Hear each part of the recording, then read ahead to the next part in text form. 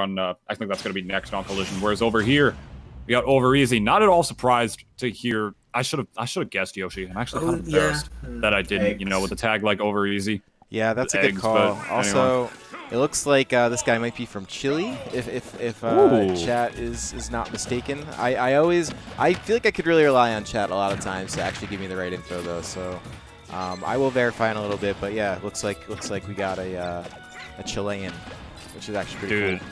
This WebJP, man, that reminds me of the last time I went to a physical Xeno and I played Jewel in my round 2 and I beat him, and then I immediately got bodied in my next 2 sets. Like I just went there to destroy the bracket. It'd be like that sometimes. Chaos within order. A bracket's so organized, and yet one little thing can screw everything up. Yeah, it's WebJP for you, man. I mean, he's one of the best Wi-Fi players in the tri-state area, and definitely he's working to be just an overall great player in general. I can't wait to see how he does when offline events return eventually, as that up air is going to take the first stock for Sensei right here. Also, big stage. I imagine this can be, you know, theoretically, I would say this could be okay for Yoshi, but realistically, I don't think that's really the case. I feel like Snake would do a much better job controlling space on the stage. A lot of space for him to just be able to chuck grenades and sort of control the battlefield and make Yoshi have to work a lot harder in that neutral.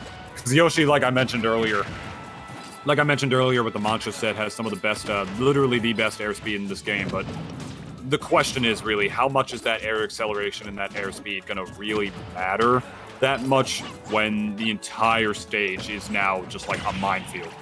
Also, by the way, just a quick correction. So Over Easy is actually from Pennsylvania, but Goku is who is from Chile. Basically Chile. Came in to take out Web and then dipped. That was it. Yikes. Pennsylvania, Chile, yeah, close enough. Yeah, same. I mean, same thing. There you go. Like same place. Anyway, sorry. No, thank you. Yeah, now we know. And here we go. Sensei still up proud, 2 stocks to 1. I am not too surprised. I mean, this stage, I really feel like I mentioned earlier, can be pretty iffy in this matchup. Yoshi, just despite having that good airspeed that he does, I mean, he'll be able to cover it better than some other characters would, but it's still a lot of ground to cover against a character like Snake. I feel like if Sensei just does such a good... I feel like if Sensei just places the C4 in the right spot and has grenades where he wants them to be, and just overall, when he has a lead like he does right now, a huge lead, that up air takes the stock. As long as he's able to be, as long as he's up a stock and he puts like all of these grenades and stuff out and C4s in the right spots, I feel like he should be able to hold this down. But then again, Yoshi does have a projectile. It's not like he's just this character with amazing airspeed and he's got like no way to be able to even slightly break the zone. I mean, doubt it's good enough of a projectile to really be able to close that gap against Snake when he necessarily has to, especially since, you know, it does have a fair bit of lag, especially when using it on the ground. But we're just gonna have to cross that bridge when we come to it. If I were to really say anything from what I've seen, what I've been looking at of this match so far, is that Sensei looks comfortable. And Over Easy is not doing a very good job of making Sensei and making Snake be uncomfortable. Yeah, he just looked very comfortable in a matchup that so many lower level players especially are very uncomfortable with. Yoshi at like, you know, mid-level play below is like such a complained about character, man, because like, yeah, I feel like he's a noob killer, you know, because he's a character that's just so easy, like at breaking combos. I didn't mean to say so easy at breaking, I meant to say so good, you know what I meant. He's so good at breaking combos with his neutral air. He's just got, despite, on top of the fact that he's heavy, he has the best airspeed in the game, so he's already, you know, that's already a very good thing, a very rare combination that you're not going to see very many characters in a game like this have, but Yoshi does, which sort of makes him an anomaly in that department. I feel like, you know, like for characters or like players that only know like how to like crutch on their combos and not do much else, Yoshi players can just eat them alive. But Sensei is not one of those players. He's PR level, he's very good at the game, you know, we know how good he is, we know the wins that he has, and we know what he's capable of doing. You know he's capable of holding his ground. Like I said, you know, I feel like Sensei, if he could just build a wall on a stage as big as Town and City against a character like Yoshi, that airspeed is just not going to matter as much. It's not going to matter if there are explosions everywhere, you know what I mean? Yeah, I feel like Yoshi and Snake like the same stages for different reasons. Yoshi wants to spend all his time in the air, and he wants to spend all of his time in the air over the stage. He wants to chase you down, he wants to juggle you, he wants to be in your face and wants to go air to air with you a bunch. Stages like Town and City and PS2 can do that.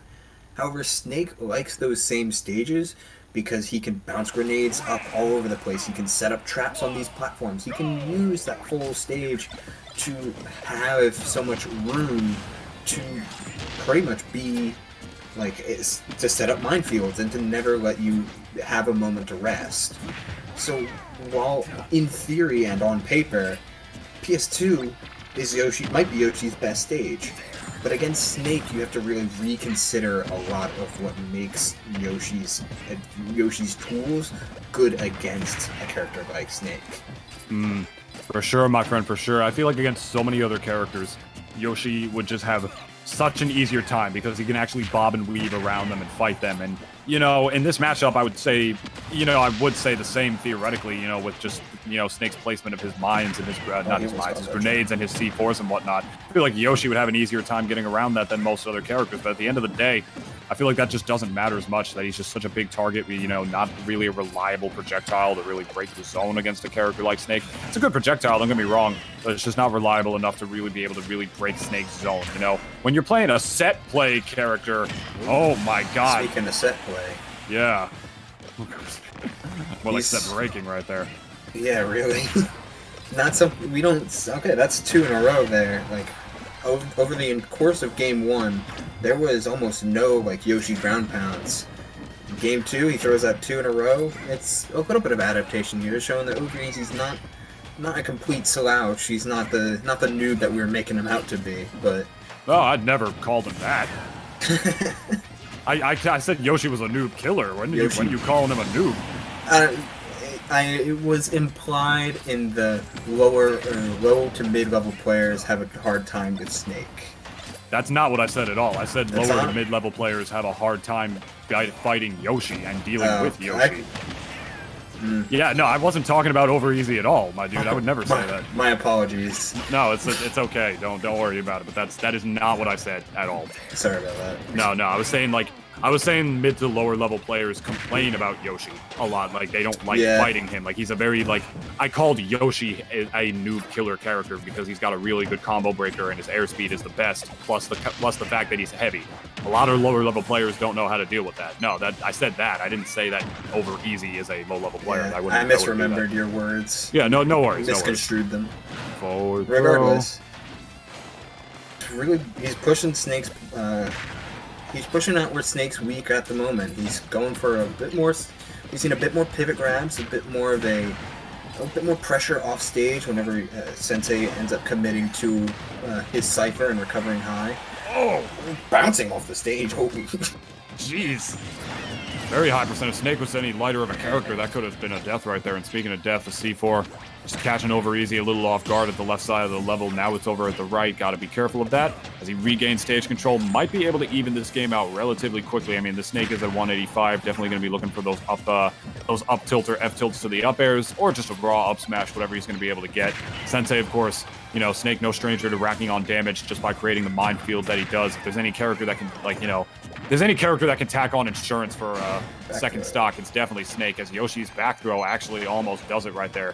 And just trying to keep the onslaught going, just chasing him all the way out there. I mean, utilizing the amazing air drift that Yoshi has, just jumping out there, throwing those eggs out, just creating all sorts of hitboxes for Snake to have to deal with on the way back. Sensei somehow miraculously surviving, and still surviving on this second stock right here.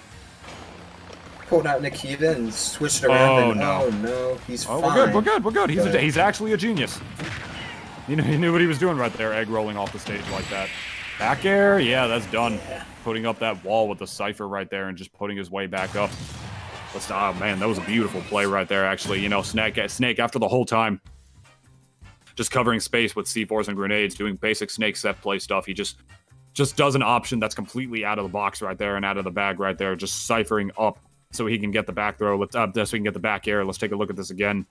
Yeah, look at that. He used the Cypher to get away.